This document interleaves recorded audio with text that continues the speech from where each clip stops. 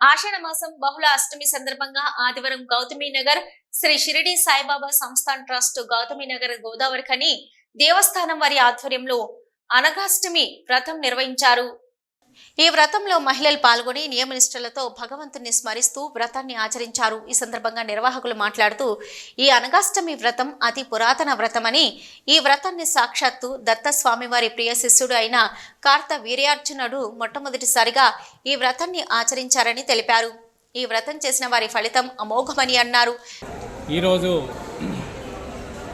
ఆషాఢ బహుళ అష్టమి రోజు మన గౌతమి నగర్ సాయిబాబా మందిరంలో అనఘాష్టమి వ్రతము నిర్వహించడం జరిగింది.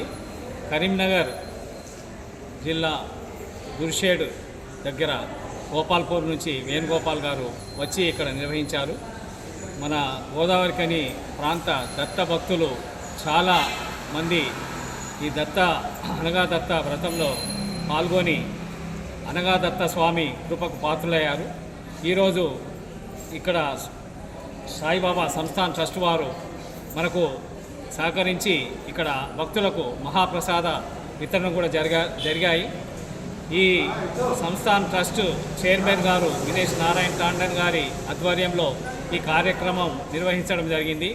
శ్రీ షిరిడి సాయిబాబా సంస్థాన్ ట్రస్ట్ ఆలయ కమిటీ చైర్మన్ మినేష్ నారాయణ టాండన్ ఆధ్వర్యంలో జరిగిన ఈ వ్రత కార్యక్రమంలో గుమ్మడవెల్లి సురేష్, పేరం రమేష్ బాబు పాల్గొన్నారు.